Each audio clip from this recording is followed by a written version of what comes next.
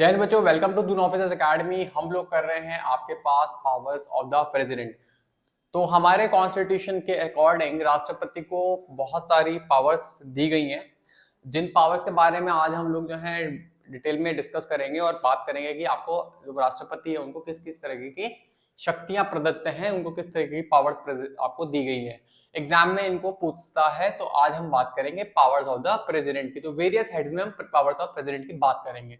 तो पहली आपकी जो पावर होती है वो होती है एग्जीक्यूटिव पावर, ठीक है, यानी कि कार्यपालिका की शक्तियां। तो याद रखिएगा, आपके पास प्रेसिडेंट जो होते हैं वो आपके हेड ऑफ द एग्जीक्यूटिव होते हैं। हेड ऑफ द स्टेट भी होते हैं, हेड ऑफ द एग्जीक्यूटिव भी होते हैं। और एग्जीक्यूटिव के अंदर में कौन आते हैं? देखो, पहले आपके आते हैं द प्रेसिडेंट, ठीक है, और दूसरे आते हैं vice president, the vice president. तीसरे आते हैं आपके पास गवर्नमेंट ऑफ इंडिया, जिसके हेड होते हैं आपके पीएम, और पीएम के अलावा होते हैं आपके काउंसिल ऑफ मिनिस्टर्स। और लास्ट में आपके पास आते हैं आपके पास एग्जीक्यूटिव में वो आते हैं अटॉर्नी जनरल अंडर आर्टिकल 76, जो हाईएस्ट लॉ ऑफिसर होते हैं, ठीक है। गवर्नमेंट ऑफ इंडिया जो होती है वो basically it is the part of the directly elected house, क्योंकि इंडिया में रिस्पॉन्सिबल गवर्नमेंट का सिस्टम है, तो वो आपके पास हेड ऑफ, आपके पास कह सकते हैं पार्ट ऑफ लोकसभा होती है, ठीक है। तो आपके पास ये यूनियन एग्जीक्यूटिव होता है, और यूनियन एग्जीक्यूटिव में आपके पास the president, vice president, government of India और अटॉर्नी जनरल आते हैं। गवर्नमेंट ऑफ इंडिया में आपके प्रधानमंत्री आएंगे और काउंसिल ऑफ मिनिस्टर्स आएंगे, ठीक है। तो ये आपके पास हैं, ठीक है, जो आपको समझ में आना चाहिए। तो आपका जो होता है प्रेसिडेंट जो होते हैं वो हेड ऑफ द एग्जीक्यूटिव होते हैं। इसकी वजह से क्या होते हैं, इनके पास ऑल एग्जीक्यूटिव एक्शंस जो हैं, ऑल एग्जीक्यूटिव एक्शंस जो हैं are taken, all executive decisions जो हैं वो आपके पास are taken in the name of the president, ठीक है, in the name of the president. तो आपके पास जितने आपके पास एग्जीक्यूटिव डिसीजंस होते हैं वो आपके प्रेसिडेंट के नाम पे ही होते हैं, ठीक है। तो आपके देश में जितने एग्जीक्यूटिव एक्शंस होंगे आपके पास जो होंगे वो प्रेसिडेंट के नाम पे लिए जाते हैं, राष्ट्रपति के नाम पर आपके सारे एग्जीक्यूटिव डिसीजंस लिए जाते हैं, ठीक है। इसके अलावा आपके पास एग्जीक्यूट का मतलब होता है आपके पास कार्यपालिका, मतलब आपके पास कार्यपालिका की शक्तियां, ठीक है। दूसरा आपके पास होता है, आपके पास जो राष्ट्रपति होते हैं ही अपॉइंट्स द पीएम, ठीक है। और याद रखिएगा, आपका अपॉइंट जो होता है वो अपॉइंटमेंट जो करता है आपका राष्ट्रपति, वो अपॉइंटमेंट जो होता है वो नॉर्मली ऐसा नहीं होता जैसा आप अपॉइंटमेंट किसी को भी अपॉइंट कर देंगे। पीएम जो होते हैं आपके पास वो उन्हीं को अपॉइंट करेंगे जिनके पास जो उस पार्टी के हेड, मतलब कह सकते हैं नेता होंगे, उस पार्टी के डिक्लेयर्ड नेता होंगे, जो पार्टी आपके हाईएस्ट नंबर ऑफ सीट्स लेके आएगी लोकसभा में, और सरकार जो है उन्हें सरकार बना, जो आपके राष्ट्रपति हैं वो सरकार बनाने का उनको क्या देंगे, इनविटेशन देंगे, आप गवर्नमेंट बनाओ। अगर आपके पास हंग असेंबली होती है, हंग पार्लियामेंट होती है, मतलब आपके पास लोकसभा में कोई भी पार्टी जो है 50% यानी कि 273 का आंकड़ा नहीं छू पाती है, तो उस केस में राष्ट्रपति जो है उनको सरकार बनाने का आपका न्योता देंगे जिन व्यक्ति ने हाईएस्ट नंबर ऑफ सीट्स पाई हो, ठीक है, जिन पार्टी ने हाईएस्ट नंबर ऑफ सीट्स पाई हो, और ऐसा राष्ट्रपति को लगे विवेकाधीन तरीके से कि ये व्यक्ति या ये पार्टी जो है सरकार बना पाएगी, यानी कि 50% का आंकड़ा छू पाएगी, 273 को ये छू सकते हैं। इसके अलावा आपके पास ही अपॉइंट्स द कैबिनेट, आपका मिनिस्टर्स, ठीक है, he appoints the ministers on the recommendation of, appoints ministers on the recommendation of the PM. तो जो पीएम होते हैं वो अपने काउंसिल ऑफ मिनिस्टर से किसी मंत्री को कर सकते हैं, अपॉइंट कर सकते हैं, ठीक है, ऑफ द पीएम। तो पीएम जो है आपके किसी भी अपने मंत्रिमंडल में व्यक्ति को मंत्री बना सकते हैं। आपको पता है 3 तरह के से नॉर्मली मंत्री होते हैं। आपका पहला कैबिनेट मिनिस्टर होते हैं जो सीनियर मोस्ट माने जाएंगे, दूसरे स्टेट मिनिस्टर होंगे, और तीसरे जो टाइप के मिनिस्टर्स होंगे उन्हें कहेंगे डेप्यूटी मिनिस्ट्री। और डेप्यूटी मिनिस्टर जो होते हैं वो स्टेट मिनिस्टर और या कैबिनेट मिनिस्टर के हमेशा जूनियर होंगे। बट आपके पास जो आपका कैबिनेट मिनिस्टर होते हैं वो फुल पोर्टफोलियो लेते हैं, बड़ी मिनिस्ट्रीज को आप कह सकते हैं लीड करते हैं, ठीक है। इसके अलावा he can remove the ministers.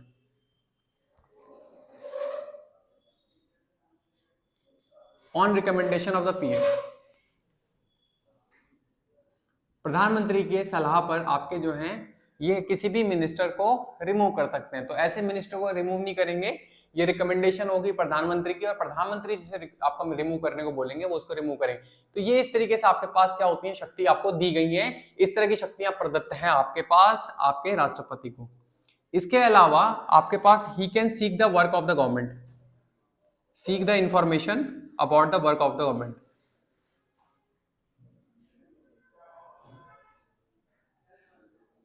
He can seek information about the work of the government। ठीक है,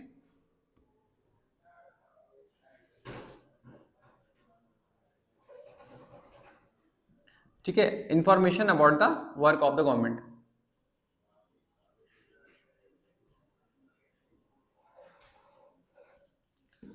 तो सरकार क्या काम कर रही है उसके बारे में जो है आपके पास ये इंफॉर्मेशन मांग सकते हैं राष्ट्रपति सचिवालय में, वो सूचना जाएगी और राष्ट्रपति को राष्ट्रपति सचिवालय द्वारा बताया जाएगा कि आपके जो मंत्री आपकी सरकार जो है वो क्या काम कर रही है। और आपको समझ में आना चाहिए क्योंकि वो एग्जीक्यूटिव के हेड है तो उनकी जिम्मेदारी ये बनती है, भले ही ये आपके पास इनकी जो जिम्मेदारी है वो औपचारिक है और ये औपचारिक जिम्मेदारी होने के बावजूद, औपचारिक का मतलब है ओनली फॉर्मेलिटी होने के बावजूद जो है आपके पास वो उनका क्या करना है, उन्हें इंफॉर्मेशन लेनी है। ठीक है, ये बात समझ में आनी चाहिए। अगला आपके पास है ही अपॉइंट्स वेरियस ऑफिसर्स। ठीक है, ही अपॉइंट्स वेरियस ऑफिसर्स, जैसे आपके पास यूपीएससी के चेयरमैन है ना, यूपीएससी के chairman member, chairman and members, ये मैं सी अच्छे से लिख गया है, याद रखेगा। तो आपके पास यूपीएससी के जो चेयरमैन एंड मेंबर्स है इनका अपॉइंटमेंट करना है, अटॉर्नी जनरल का, सीएजी का, है ना, attorney general, CAG control auditor general, जिनका काम होता है ऑडिट करना। कंट्रोलर काम नहीं होता, ऑडिट काम होता है। कंट्रोलर काम क्यों नहीं होता, कंट्रोलर काम जो है हटा दिया गया। पहले कंट्रोलर का मतलब होता है अकाउंटेंसी करना, सरकार के अकाउंट्स को मेंटेन करना, उसके लिए अब जो है अलग डिपार्टमेंट है। तो कंट्रोल ऑडिटर जनरल जो डिपार्टमेंट है हमारे संविधान में सीएजी की पोस्ट, उसमें आपके पास जो सीएजी है उसका काम सिर्फ ऑडिट करना है, हमारे यहाँ जो खर्चे हो चुके हैं उनको ऑडिट करना है। ठीक है, इसके अलावा आपके पास, ठीक है, इसके अलावा आपके पास क्या है, इसके अलावा और अदर डिपार्टमेंट है, जैसे सेंट्रल इंफॉर्मेशन कमिश्नर्स हैं, सेंट्रल विजिलेंस कमिश्नर है, ठीक है, एससी एसटी चेयरमैन है, एससी एसटी कमीशन के एससी कमीशन 338, एसटी कमीशन, ठीक है, इसके चेयरमैन मेंबर्स, ठीक है, इनको अपॉइंट करना। इलेक्शन कमिश्नर को chief election commissioner, chief election commissioner, ठीक है, आपके जो भारत के मुख्य चुनाव आयुक्त होते हैं, कमिश्नर एंड अदर कमिश्नर्स, इनको अपॉइंट करना। ये सब इनको काम दिए गए हैं, ये सब राष्ट्रपति को काम दिए गए हैं अपॉइंटमेंट्स के। इसके अलावा आपके पास जो रिमूवल होता है, जैसे आपके पास स्टेट पब्लिक सर्विस कमीशन के जो मेंबर्स होते हैं उनका रिमूवल जो होता है वो भी इनका ही होता है। ठीक है, ये रिमूव करते हैं।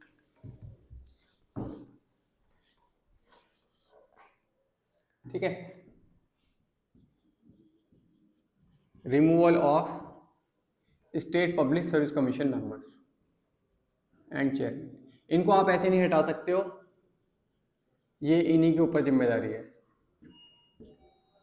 ये इनको एग्जीक्यूटिव पावर में आपको दी गई है। क्लियर? तो इस तरह की शक्तियां दी गई हैं आपके पास राष्ट्रपति को, ये एग्जीक्यूटिव पावर में इनके आएंगी।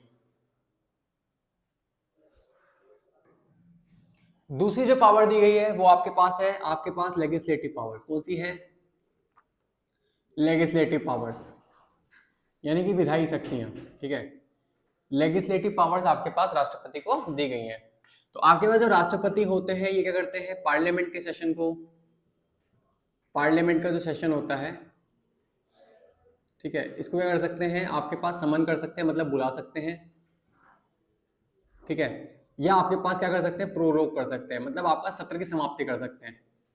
नॉर्मली हमारे पास 3 बार सत्र आता है, आपके पास 3 तरह के सत्र आता है। पहला बजट सत्र होता है जो शीतकाल में होता है, दूसरा आपके पास होता है मॉनसून सत्र जो आपके पास मॉनसून के समय आता है, और तीसरा जो सत्र होता है वो आपके पास आता है आपका, ठीक है, तो आपके पास पहला बजट शीत सत्र, बजट सत्र और मॉनसून सत्र।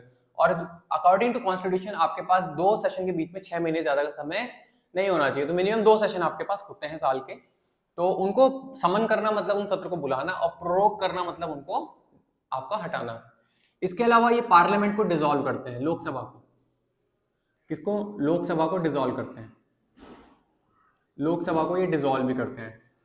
जब आपके पास सरकार 5 साल पूरे कर लेती है तो नए लोकसभा चुनाव होते हैं, तो उससे पहले डिसॉल्व करना पड़ता है लोकसभा के मेंबर्स को, और लोकसभा डिसॉल्व हो जाती है, उसके बाद नए चुनाव होते हैं, नए सत्र में नए मेंबर्स आते हैं, और फिर उसके बाद नए मेंबर्स को जो है आपके पास राष्ट्रपति जो है अपना एक व्यक्ति को पहले शपथ दिलवाते हैं, वो व्यक्ति उन सबको शपथ दिलवाता है, उसको कहते हैं प्रो टर्म स्पीकर। ठीक है, तो प्रो टर्म स्पीकर होता है जो राष्ट्रपति अपॉइंट करता है। तो इसके अलावा आप लोग लिख सकते हैं ही अपॉइंट्स प्रो टर्म स्पीकर। ठीक है, pro term speaker. Pro term speaker जो होते हैं वो आपके शॉर्ट टर्म स्पीकर्स होते हैं, जिनको आपके पास राष्ट्रपति चुनता है to organise oath of others, oath of new members. तो नए मेंबर्स होते हैं उनकी ओथ का जो है आपका, क्योंकि ओथ के बिना कोई मेंबर नहीं बन सकता, तो जब उनको ओथ हो जाती है, जब उनकी ओथ सेरेमनी होती है, तभी वो मेंबर बनते हैं, तभी वो लोकसभा के सदस्य के रूप में काम कर सकते हैं। New elected members.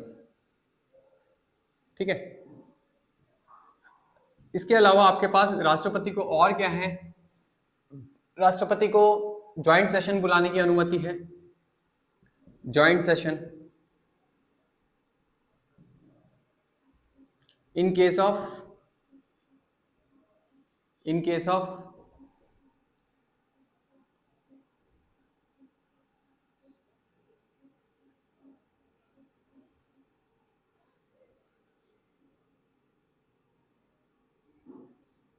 ठीक है,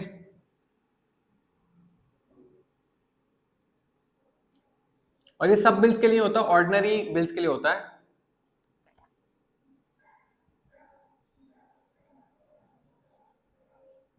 तो अगर आपके पास एक हाउस जो है वो पास कर दे और दूसरा हाउस उसे लटका के रखें, तो आपके पास वो बिल जो होता है वो डिस्प्यूटेड हो जाता है, और आपके पास क्या होता है, लोकसभा और राज्यसभा के बीच में कॉन्ट्रडिक्शन होगा, तो आपके पास एक साथ बुलाकर मेंबरशिप करवाई जाती है। ठीक है, और एक बात याद रखिएगा, every new session of year, every first session of year और न्यू सेशन ऑफ लोकसभा, ठीक है, in every new session of year और न्यू सेशन ऑफ लोकसभा, ठीक है, आपके पास होता है आपके प्रेसिडेंशियल एड्रेसल होता है। क्या होता है बेटा? प्रेसिडेंशियल एड्रेसल होता है, राष्ट्रपति का अभिभाषण इसे हम कहते हैं। तो राष्ट्रपति जो होते हैं आपके पास क्या करते हैं, जब भी आपके पास नया सत्र आता है, जब भी आपका साल का नया सत्र आएगा, या आपके पास जब लोकसभा आपके पास नई इलेक्ट होकर आएगी, तो उसका क्या होगा, राष्ट्रपति अभिभाषण करते हैं और बताते हैं अपनी नीतियों को, किस तरीके से आपके पास पॉलिसी चल रही है, किस तरीके से आपके पास सरकार उन पॉलिसीज के बारे में सोच रही है, और जो भी काम किए होते हैं साल भर का वो आपके पास होता है, और वो राष्ट्रपति करते हैं, जिसके बाद उसमें वोटिंग भी होती है। ठीक है, चर्चा भी होती है। ठीक है, तो आपके पास ये होता है, आपके पास प्रेसिडेंशियल एड्रेस, तो आपके पास प्रेसिडेंशियल एड्रेसल होता है। ठीक है, राष्ट्रपति जो होते हैं आपके पास संसद के क्या करते हैं, आपका अभिभाषण करते हैं। ठीक है जी, ये आपके पास होती है। इसके अलावा आपके पास क्या होती है, राष्ट्रपति के पास जो बिल को होता है, बिल के केस में आपके पास प्रेसिडेंट को कुछ पावर्स दी गई, जिन्हें हम कहते हैं वीटो पावर्स। क्या कहते हैं? Veto powers. तो राष्ट्रपति जो है आपके पास 3 तरह से आपका वीटो पावर, यानी कि बिल्स को रोक सकते हैं। हर टाइप के बिल नहीं, मनी बिल में नहीं होगा, ऑर्डिनरी बिल्स मोस्टली। तो आपके पास पहला आपके पास होगा सस्पेंशन वीटो। तो प्रेसिडेंट क्या होता है, रिटर्न कर सकते हैं। ठीक है, return the bill, but if passed again तो पास करना पड़ेगा। सस्पेंसिव वीटो इसे कहते हैं। अगर राष्ट्रपति जो है किसी बिल उनके पास गया और वो क्या कर दिया गया, राष्ट्रपति ने वापस लौटा दिया, तो उसे हम कहते हैं सस्पेंसिव वीटो। क्या कहते हैं? Suspensive veto. ठीक है, ठीक है। तो सस्पेंसिव वीटो में आपके पास क्या होगा, आपका राष्ट्रपति किसी भी बिल को क्या कर सकते हैं, सस्पेंड कर सकते हैं, अर्थात उस बिल को क्या कर सकते हैं, आपके पास वापस कर सकते हैं अगर संसद से पास हो गया है। मान लो लोकसभा ने पास किया, राज्यसभा ने पास कर दिया, वो राष्ट्रपति के साइन के लिए जाएगा, तभी जाके वो आपके पास क्या बन पाएगा, एक्ट बन पाएगा। क्योंकि पार्लियामेंट के 3 आपके पास सिरे होंगे, लोकसभा, राज्यसभा और प्रेसिडेंट, अपने आप में इंडिविजुअल है, लोकसभा, राज्यसभा और प्रेसिडेंट, तभी जाके वो बिल बन पाता है। तो ये प्रेसिडेंट के आपके पास होते हैं, ठीक है। पर अगर आपके पास लोकसभा ने पास किया, राज्यसभा ने पास किया और प्रेसिडेंट ने वापस कर दिया, तो अगर वो दोबारा से बिल चर्चा हुई, पास हुआ, तो उसके बाद जो है आपके पास क्या करना पड़ेगा, आपको दोबारा मजबूरन तरीके से राष्ट्रपति को उस पर साइन करना पड़ेगा, ठीक है। तो ये आपके पास पावर दी गई है सस्पेंसिव वीटो की। तो दूसरा आपके पास वीटो होता है आपके पास एब्सोल्यूट वीटो, ठीक है। कौन सा होता है बच्चों, एब्सोल्यूट वीटो। तो absolute veto of the president of India, ठीक है। तो देखिए आपके पास absolute veto is the power of the president to withhold the bill, ठीक है। राष्ट्रपति कर सकते हैं, विदहोल्ड कर सकते हैं किसी भी बिल को पास बाय द पार्लियामेंट, ठीक है। और आपके पास कोई पूछेगा नहीं, बिकॉज राष्ट्रपति जो होते हैं is considered to the very आपके पास प्योर पोस्ट मानी जाती है, हेड ऑफ द स्टेट होते हैं, तो उनसे ये पूछा नहीं जाता आपने बिल क्यों विदहोल्ड किया है। कॉन्स्टिट्यूशनल अमेंडमेंट बिल्स को वो नहीं रोकेंगे, ठीक है। तो विदहोल्ड करने की जो पावर है आपके पास राष्ट्रपति की, that is known as absolute veto. तीसरे होते हैं पॉकेट वीटो। इसका मतलब होता है taking no action, taking no action, ना विदहोल्ड किया है ना सस्पेंड किया है, ठीक है। तो ऐसा बोला जाता है कि आपके ज्ञानी जैल सिंह ने जो है आपके पास वो आपके पास पॉकेट वीटो यूज किया, ठीक है। तो ये आपके पास होता है आपका विदहोल्ड करने की पावर जो होती है वो आपके पास होती है वीटो पावर। और आपके पास इस तरीके से अगर मान लो बिल पास हुए तो 3 तरीके से आपके राष्ट्रपति करेंगे। अगर वो एसेंट नहीं दे रहे हैं, एसेंट नहीं दे रहे हैं, तो वो आपके पास क्या हो सकते हैं, 3 तरीके से वो हो सकता है। पहला विदहोल्ड करना, दूसरा आपके विदहोल्ड मतलब एब्सोल्यूट वीटो, दूसरा आपके पास taking no action that is pocket veto, और तीसरा सस्पेंसिव वीटो यानी कि उस बिल को रिटर्न कर देना। But in case it is pass by the houses again, अगर आपके फिर से उन्हें सदनों ने पास कर दिया, लोकसभा राज्यसभा ने पास कर दिया, तो क्या होगा, तो आपके पास कुछ नहीं होगा, वो बिल जो है आपके पास वो हो जाएगा, आपको उसे राष्ट्रपति को दोबारा साइन करने पड़ेंगे, ठीक है जी। ये आपके पास राष्ट्रपति की कौन सी पावर्स हैं, आपकी वीटो पावर्स हैं, ठीक है। ये आपके पास प्रेसिडेंट की वीटो पावर्स हैं। और क्या होगा, ठीक है। स्टेट बिल्स जो होते हैं आपके स्टेट, ठीक है, स्टेट बिल्स जो हैं आपके पास, ठीक है। तो गवर्नर जो होता है आपका, गवर्नर भी यही कर सकता है। तो governor can send a bill for president assent, for the president assent. तो राष्ट्रपति की स्वीकृति के लिए आपके पास कोई बिल को भेजा जा सकता है।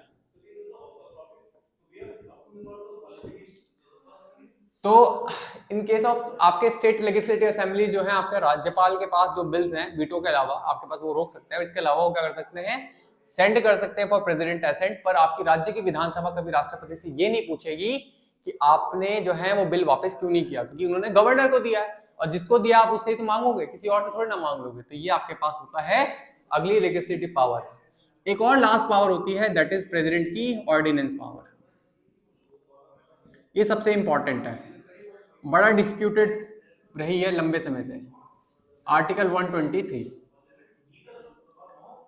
ठीक है। तो आपके पास क्या होती है, आपके पास आपका ऑर्डिनेंस मेकिंग पावर। तो the president can issue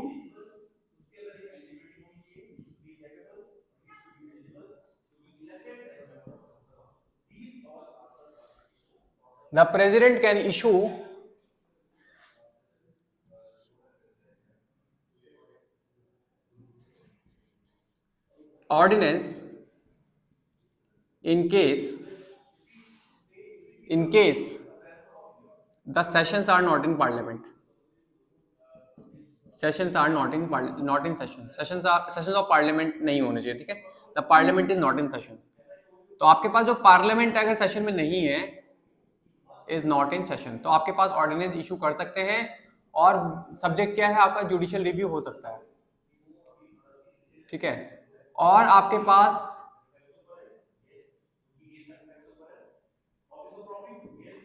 new session के विद इन 42 डेज, 6 हफ्तों के अंदर आपको 42 डेज आपको इसे पास कराना पड़ेगा, नहीं तो वो ऑर्डिनेंस जो है वो डिसॉल्व हो जाएगा। और आपके पास फंडामेंटल राइट वगैरह के लिए आपके पास ऑर्डिनेंस इशू नहीं करोगे। इसके अलावा आपका प्री कॉन्स्टिट्यूशनल ट्रीटीज के लिए आप ऑर्डिनेंस इशू नहीं करोगे। तो इस तरीके से आपका फंडामेंटल राइट वगैरह के आप जो है ऑर्डिनेंस इशू नहीं कर सकते हो, और ये जुडिशियल रिव्यू उसका हो सकता है, ठीक है। इट इज ऑल्सो लाइक आपका एक्ट, यानी कि अभी आपके लॉ की तरह है और ये लॉ की तरह ही काम करता है। तो राष्ट्रपति जो है ऑर्डिनेंस इशू कर सकते हैं इन केस दोनों हाउस से सेशन में नहीं है। अगर मान लीजिए एक हाउस सेशन में, तो उससे आप पहले पास कराओगे, फिर जब आपका दूसरा हाउस सेशन में आएगा तो उसके 14 दिन के अंदर, सॉरी 42 दिन के अंदर 42 डेज के अंदर अंदर आपको उसे पास कराना पड़ेगा, तब जाके वो ऑर्डिनेंस जो है वो एक एक्ट बनेगा, नहीं तो वो डिसॉल्व हो जाएगा और उस ऑर्डिनेंस की कोई वैल्यू नहीं रह जाएगी। तो ये ऑर्डिनेंस मेकिंग पावर होती है प्रेसिडेंट की, और इसको जुडिशियल रिव्यू कर सकते हैं। इसके ऊपर कई बार क्वेश्चन भी उठे हैं। तो ये होता है आपके पास judicial power. Next is diplomatic power. कौन सा पावर? Diplomatic power.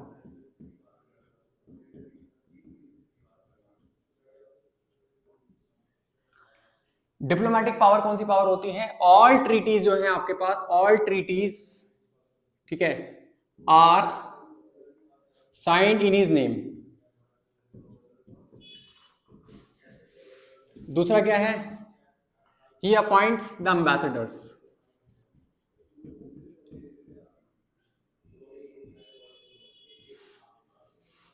ठीक है, ऑब्लिक हाई कमिश्नर्स।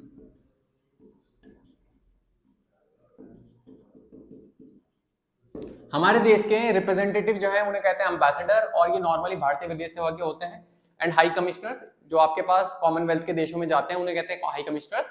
इनका अपॉइंटमेंट जो होता है वो आपका राष्ट्रपति करते हैं, और आपके जितनी भी इंटरनेशनल ट्रीटीज होती हैं वो राष्ट्रपति के नाम पे ही साइन होती हैं। तो ये राष्ट्रपति की कैसी पावर है? ये डिप्लोमेटिक पावर है, ठीक है।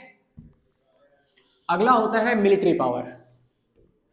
अगली पावर है मिलिट्री पावर। कौन सी पावर है? तो मिलिट्री पावर में क्या होता है? वॉर एंड पीस ये डिक्लेयर करते हैं।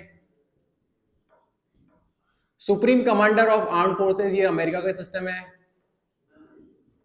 हमारी भारतीय जो नेवी, एयरफोर्स और आर्मी है उसके सुप्रीम कमांडर हैं ये ऑफ आर्म्ड फोर्सेस, आपके राष्ट्रपति। Army, navy and air force, navy and air force, Indian air force, इसके जो आपके सुप्रीम कमांडर हैं वो आपके कौन है? आपके राष्ट्रपति हैं। तो that is also a military power आपके पास राष्ट्रपति के। All the decision regarding the war and peace are taken by the president of India. तो वॉर एंड पीस के जो भी डिसीजन है, वॉर डिक्लेयर करना और वॉर का रोकना, वो आपके पास राष्ट्रपति पे ही डिपेंड करता है। हालांकि ऐसा प्रधानमंत्री और उनके जो कैबिनेट होता है उसकी सलाह पर होता है। और इसी तरीके से आपके पास ऑफिशियली जो है ये supreme commander of the armed forces है। इंडियन आर्म्ड फोर्सेस के सुप्रीम कमांडर जो होते हैं वो भारत के राष्ट्रपति ही होते हैं। इसके अलावा आपको मार्शल लॉ, हालांकि कॉन्स्टिट्यूशन में कहीं मेंशन नहीं है, बट मार्शल लॉ लगाने का प्रावधान भी इन्हीं को ही दिया गया है और यही इसको लगाने के लिए जिम्मेदार है, ठीक है।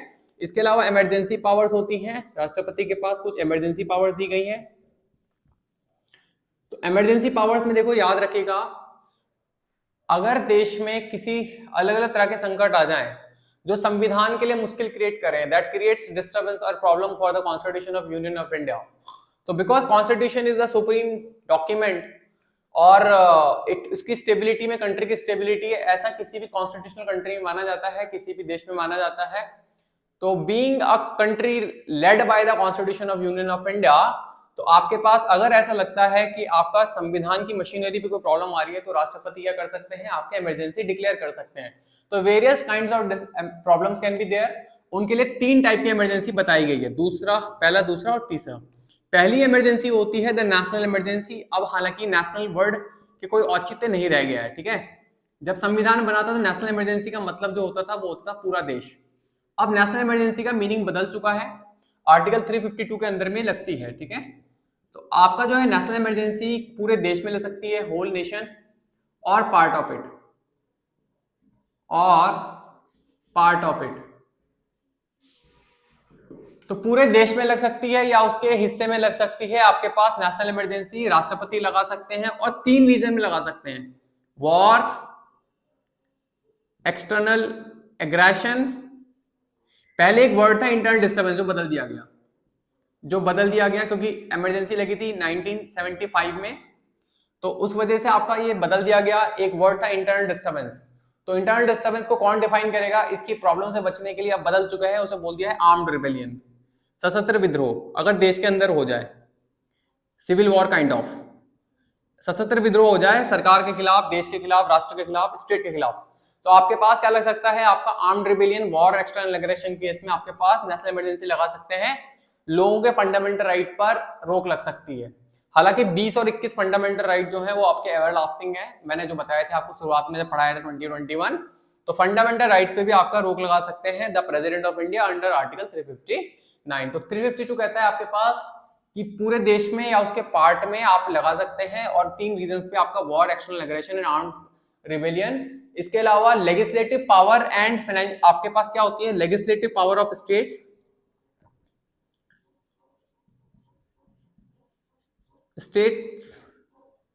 एंड राज्यों की जो आपकी विधायिक शक्तियां हैं बिल वगैरह पास करने की, and the fundamental rights are affected, fundamental rights are affected, तो आपके लोगों के मूल अधिकार भी अफेक्ट होते हैं। दूसरा होता है आपके पास स्टेट इमरजेंसी या प्रेसिडेंट रूल। इसमें क्या होता है आपके पास, इसे हम लोग प्रेसिडेंट रूल भी कहते हैं और या स्टेट इमरजेंसी भी कहते हैं। तो इसका बड़ा पहले मिसयूज हुआ है, ठीक है। इसे एक केस हुआ था, वो बहुत माइलस्टोन केस माना था, एसआर बोमनाई केस, ठीक है। तो प्रेसिडेंट रूल या स्टेट रूल में, स्टेट इमरजेंसी में क्या होता है, अगर कोई राज्य जो है वो संविधान की मशीनरी के अकॉर्डिंग नहीं चल रहा होता, if the states are not working according to the machinery that is provided by the Constitution of the Union of India, that is a noble document, then the president can install the state emergency। तो राष्ट्रपति क्या कर सकते हैं, आपके पास राज्य आपातकाल यानी कि आपका राष्ट्रपति शासन लगा सकते हैं, और उस केस में आपके पास जो राज्यपाल होते हैं राज्यों के, वो on behalf of the president of India क्या करते हैं, स्टेट मशीनरी को लीड करते हैं, और legislative power of the states is affected. तो इसमें केस में क्या होता है, वेरियस रीजंस हो सकते हैं। जैसे आपके पास क्या हो सकता है, देखो ध्यान सुनना, पहले आपके पास क्या है कि आपके पास कोई क्लियर कट मेजोरिटी ना हो। हालांकि आपका जो है सुप्रीम कोर्ट के अकॉर्डिंग आपको नो क्लियर कट मेजोरिटी का जो गड़बड़ी थी, पहले क्या होता था, अगर मान लो सेंटर में कांग्रेस की सरकार है तो क्या करा जाता था, राज्यों से जिन जिन में नॉन कांग्रेस सरकार है वहां राष्ट्रपति शासन लगाकर उठा के हटा दिया जाता था, और रीजन बता दिया जाता था कि ये जो है अकॉर्डिंग टू कॉन्स्टिट्यूशनल मशीनरी नहीं है। या किसी भी राज्य में आपके पास सरकार बनने की पॉसिबिलिटी थी, पर पॉसिबिलिटी रोक दी जाती थी और प्रेसिडेंट रूल लगा के दोबारा से इलेक्शन करा दिए जाते थे। तो आपके पास क्या होता है, अगर बिल्कुल ही चांस ना बने तो जाके राष्ट्रपति राज्यपाल के थ्रू राष्ट्रपति शासन लगा सकता है। नॉर्मली सर्कमस्टांसेस में राष्ट्रपति को पूरी कोशिश करनी है कि स्टेट में प्रोविजन बन जाए, और राज्यपाल के ऊपर जिम्मेदारी दी गई है, वो देखेगा कि राज्य में किसी पार्टी, किसी ग्रुप के या ग्रुप्स के मिलके, पार्टी के मिलके सरकार बन पाए, राज्य में आपकी सरकार बन पाए, ठीक है। इसके अलावा क्योंकि 50% से ज्यादा विधानसभा में सीटें ग्रुप के हिसाब से बन पाए, लास्ट रिजॉर्ट इज। या फिर आपके पास क्या होता है, इन केस ऑफ आपका डिफेंस, कम्युनिकेशन एटसेट्रा के केस में, अगर आपके पास ये रेलवेज हो गया है ना, रेलवेज हो गया, अगर आपके पास क्या है, राज्य सरकार इसमें साथ ना दे, मान लो डिफेंस के लिए रास्ता बनना है, डिफेंस कॉरिडोर बनना है, और कोई राज्य अपनी जगह देने से मना करेगा, तो भी आपके पास सरकार जो है क्या कर सकती है, राष्ट्रपति जो है राष्ट्रपति शासन लगवा सकते हैं। यह आपका 356 में आपके पास आता है, आर्टिकल 356। तीसरा होता है आपके पास आर्टिकल 360, जिसे हम कहते हैं फाइनेंशियल इमरजेंसी। 360 जिसे हम कहते हैं फाइनेंशियल इमरजेंसी। तो फाइनेंशियल इमरजेंसी जो होती है आपके पास राष्ट्रपति लगा सकते हैं। फाइनेंशियल इमरजेंसी में क्या होता है, आपके पास आपके राष्ट्रपति फाइनेंशियल इमरजेंसी तब लगा सकते हैं अगर आपके पास राष्ट्र में क्या है, फाइनेंस की इश्यूज है, फाइनेंशियल इश्यूज है, ठीक है। तो लोगों की सैलरी कट कर सकते हैं, ठीक है, आपके जो मानदेय है वो कम कर सकते हैं, पेंशन कम कर सकते हैं, खर्चे कम कर सकते हैं, स्टेट असेंबलीज के जो मनी बिल्स है उन्हें रोका जा सकता है, ठीक है। ये आपके पास क्या होती हैं, आपके राष्ट्रपति की शक्तियां हैं। आपके एक और पावर है, that is the financial powers. Financial powers, ठीक है, यानी कि वित्तीय शक्तियां। तो यह आपकी आखिरी शक्ति है, दैट इज फाइनेंशियल पावर। अब ये फाइनेंशियल पावर है क्या? वेरियस पावर जो आपके पैसे से संबंधित है, बजट से संबंधित है, वो आपके फाइनेंशियल पावर है। याद रखिएगा, president causes the annual financial statement in the parliament. Causes, राष्ट्रपति की वजह से ही आपका जो है बजट आता है। हर साल जो आपका बजट आता है, it is just because of the,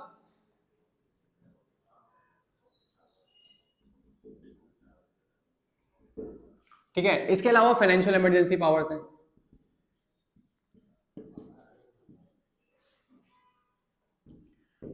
ठीक है।